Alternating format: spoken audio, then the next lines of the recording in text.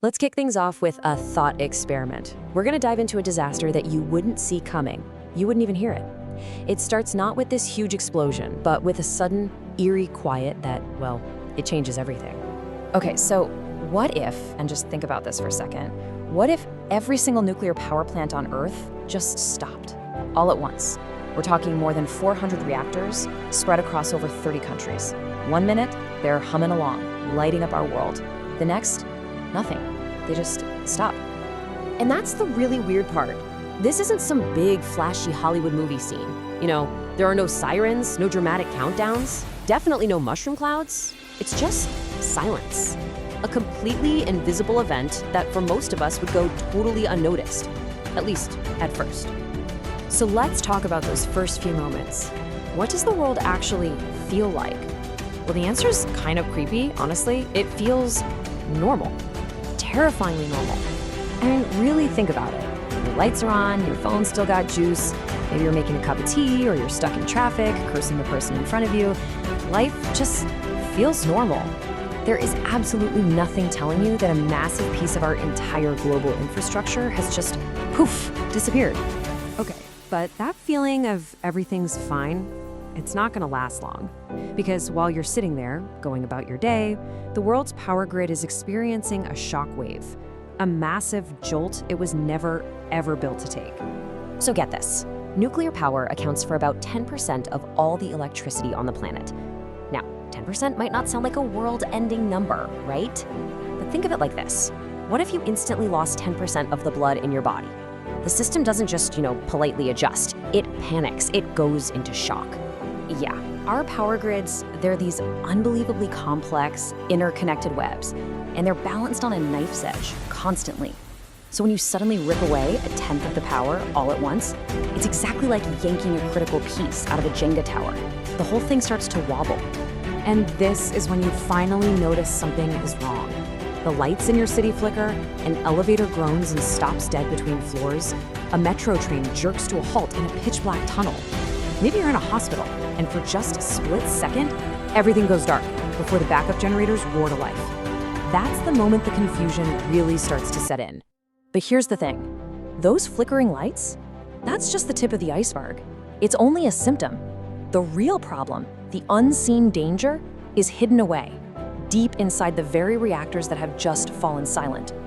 So what does shutdown actually mean when we're talking about a nuclear reactor? I mean, we think of it as just turning something off. You flip a switch, right? But for a nuclear reactor, oh no, it's a whole different ballgame. It's not nearly that simple. Okay, we need to talk about something called decay heat. This is absolutely crucial. See, even after you stop the nuclear reaction, the fuel inside is still mind-bogglingly hot. And if you don't keep cooling it constantly, well, it melts. And that's how you get a full-blown meltdown. And this is the vicious cycle. It's the central problem of this whole scenario. Step 1, the nuclear reaction stops. But step 2, the fuel inside is still dangerously hot. Okay, so step 3, you need cooling pumps to stop it from melting. But what do those pumps need to run? Electricity. And step 4, the electricity is already gone. It's this perfect, absolutely terrifying catch-22. Now, you might be thinking, wait, don't these places have backups? And you're right, every single plant has backup systems for exactly this kind of situation. But here's the fatal flaw. Those backups were all designed with one big assumption, that they'd be operating in a world that still works. You know those huge diesel generators that are supposed to kick in? Well, they need fuel. And where does that fuel come from? It comes from trucks, on roads, that need traffic lights, driven by people who all rely on a functioning society.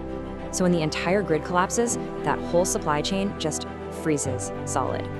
And what you get is this horrible cascade of failures. For the first few hours inside the plant, everything seems okay. They're on backups. But then a couple of days go by. The fuel trucks, they're stuck in total gridlock. The refineries, they can't pump any more fuel because they don't have power either. And one by one, the backup generators just sputter out and die. I mean, can you even imagine being in that control room? You've spent your entire life, your whole career, dedicated to keeping this place safe.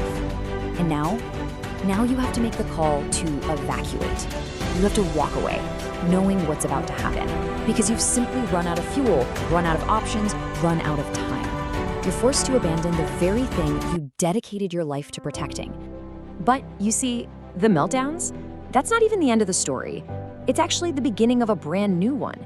It's the story of how the world rewrites itself to cope with a permanent, low-power reality. Just think about it. The world we know, the one we take for granted every single day, it's just gone. Power isn't something you just get from the wall anymore. It's rationed. That global internet we all rely on, it shatters into tiny local fragments. Our world, which used to feel so big and connected, suddenly shrinks down to the size of our own neighborhood. All right, so let's jump forward a few years. After the chaos, after the dust has settled, what does this new world actually look like? Well, what you have is this kind of patchwork planet. Huge areas around the old reactors, they're just gone. Permanent exclusion zones. Energy is local, it's fragile, it's unbelievably precious. And here's the biggest irony of all, that nuclear power, the thing so many people were afraid of, becomes this powerful symbol of the stable, predictable world we lost. And when you boil it all down, that's really the core of this whole thing. This isn't really a story about nuclear power failing. It's a story about us, about how much we trust these huge, complex systems that we don't fully understand to just keep working every single day. And it makes you wonder, doesn't it? What other invisible threads are holding our world together that we trust to just work?